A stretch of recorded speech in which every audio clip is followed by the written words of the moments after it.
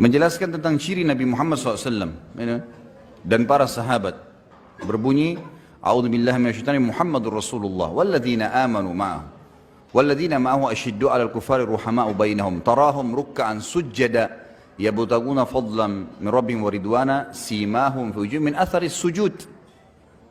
Muhammad adalah betul-betul utusan Allah, dan yang bersamanya adalah orang-orang yang sangat tegas terhadap orang kafir dan mereka berkasih sayang di antara mereka.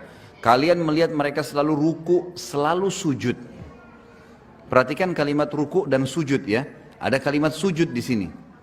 Lalu Allah setelah itu menyebutkan untuk mencari keuntungan mereka, kalian melihat di wajah mereka bekas sujud itu. Sujud pakai apa? Hah? Pakai dahi. Jelaslah orang kalau sujud di dahinya ada warna hitam. Dan itu tidak semua orang bisa keluar tanda hitam di dahinya. Kalau antum betul-betul ikhlas sujud, maka baru Allah tandakan tuh. Secara alami memang begitu. Jadi jangan karena ada satu kaum khawarij yang seperti itu, atau orang yang tidak benar, kemudian kita tolak ukurkan, oh kalau begitu orang beriman tidak boleh ada tanda di dahinya. Gimana caranya? Allah sebutkan cirinya memang itu. Kata Nabi SAW dalam hadis sahih, saya diperintahkan sujud dengan 7 anggota tubuh. Yang pertama dahi sama hidung. Pastilah dahi tersentuh dan akan berwarna hitam, gitu kan? Ciri-ciri sudah sangat jelas di kiri para sahabat ini. Memang mereka semua dahinya hitam, gitu. Ada orang itu ditanya, gak penting nyebut namanya, karena orangnya gak penting. Ya ada orang ditanya. Saya mau nanya, apa betul itu dahinya Rasulullah SAW hitam? Apa betul dahinya Rasulullah hitam? Karena bekas sujud dahinya Rasulullah hitam. Apa betul seperti itu? Dia jawab, oh ya memang benar. Memang udah jelas itu ayatnya. Muhammadur Rasulullah. Muhammad adalah Rasulullah. Yang bersama beliau SAW itu adalah orang-orang yang asyidda al kufar, ruhama bainahum. Orang-orang kalau kepada orang yang kafir keras, kepada sesama mereka saling menyayangi. Ya, di ujung-ujung ayatnya tertulis di situ, simahum fi wujuhim min athari sujud, di wajahnya ada bekas sujud. Kan jelas Al-Quran yang bilang di wajahnya ada bekas sujud. Siapa? Wajah siapa? Mereka. Lah mereka siapa? Itu Nabi Muhammad sama siapa? Sahabatnya. Jadi jelas Nabi Muhammad dahinya hitam. Goblok awakmu. Mohon maaf, karena ini penghinaan pada Nabi, maka saya goblok-goblokan orang itu. Ini menghina Nabi.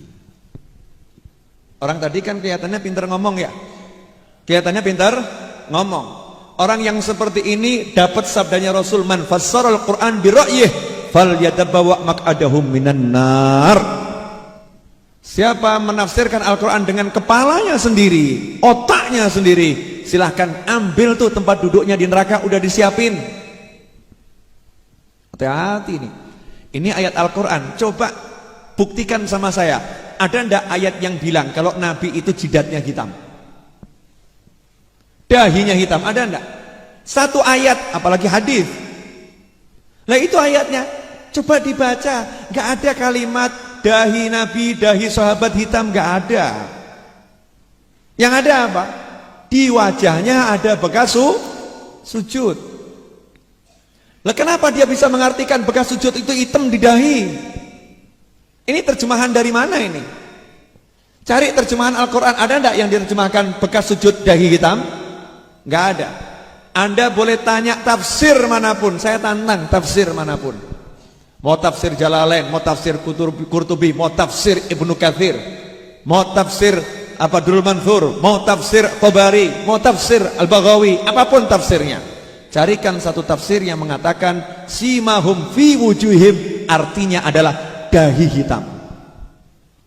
Gak ada satu mufassir yang menafsirkan dahi hitam.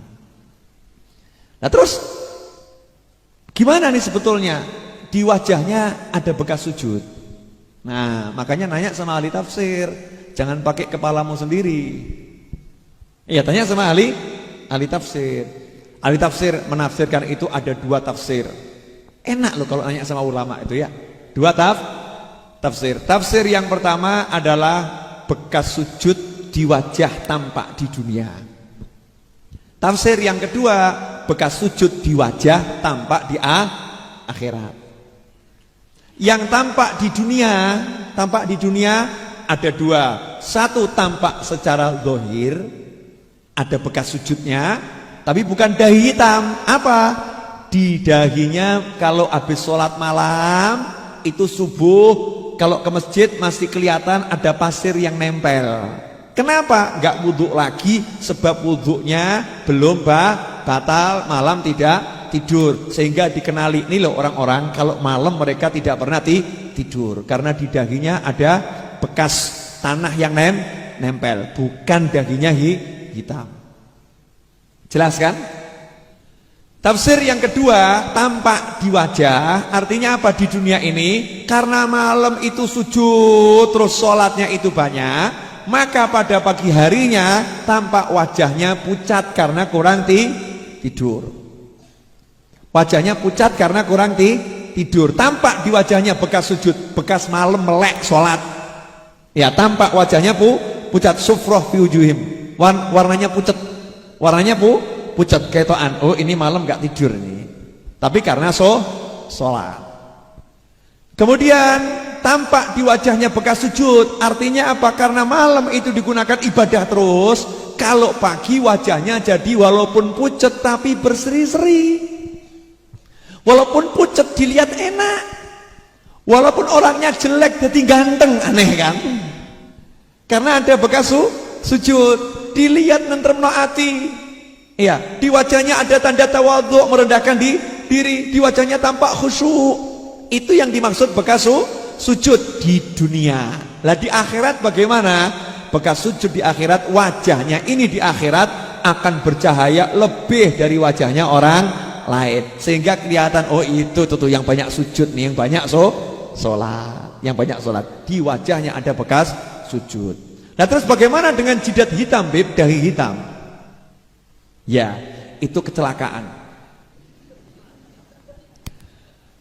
Mohon maaf, itu kecelakaan. Artinya apa? Ada manusia-manusia yang kulitnya sensitif, kemudian dahinya hitam. Ya nggak apa-apa, jangan dicela, jangan dicela. Memang kulitnya begitu, mau diapakan? Mosok kemudian mau dicat putih, tambah aneh kan gitu ya. Udah nggak apa-apa. Tapi itu bukan ukuran kesolehan dan ukuran ketidaksolehan. Bukan ukuran kesolehan dan bukan ukuran ketidaksolehan. Ya biasa aja, dahinya hitam. Tapi itu bukan bekas sujud yang dimaksud dalam Al-Quran. Bukan itu. Terus bagusnya bagaimana? Kalau sahabatnya Nabi bahkan sampai mencela orang yang dahinya hitam. Dicela. Saya 80 tahun sholat, dahi saya nggak hitam. Kenapa kamu biarkan dahimu hitam? Kamu tahu enggak?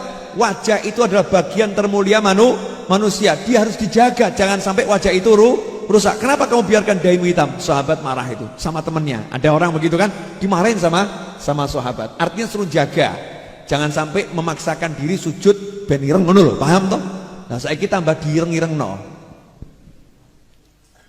Lain kalau kita udah jaga, kita usahakan jaga kepala kita, sujudnya biar enak, biar nggak bekas. Kok masih bekas? Karena memang kulitnya sensitif, maka tidak jadi masalah. Dan kita nggak boleh suudzon, gue direng-ireng no, nggak boleh begitu. Ya kan, nggak boleh seperti itu. Ini riak ini riak, nggak boleh seperti itu. Jelas nih ya. Nah ini, maka hati-hati. Nah jenengan kalau mau tahu bekas zikir saya kasih tahu. Bekas zikir sama juga bekas main kartu. Ini loh, mata kaki itu loh. Orang yang banyak silo main kartu sama zikir itu kan mesti kakinya hitam gitu kan ya. Kakinya hitam lah. Itu ciri-ciri orang yang banyak main kartu atau banyak zikir. Silahkan bedakan sendiri. Makanya kan bukan ukuran ya. Ukurannya bukan masalah hitamnya, paham enggak ya? Ya itu ngapal kan. Ya nggak apa-apa kalau hitam nggak jadi masalah. Tapi ukurannya bukan itu, apalagi memfatwakan, oh Nabi dahinya hitam, ini kurang ajarnya luar biasa. Oh, gara-gara dia dahinya hitam terus Nabi disamakan sama dia, ngawur awakmu. Ya hitam seperti ini ya, disamakan sama dia. Emangnya dahi Nabi seperti kamu? Ngawur awakmu. Ya ngawurnya luar biasa. Rasulullah SAW dahinya itu lebar, tapi lebarnya bagus. Kulitnya warnanya merah, ya keputih-putihan, putih kemerahan. Itu Rasulullah SAW bersih. Gak ada satu hadits yang menyebutkan Nabi dahinya hitam, gak ada.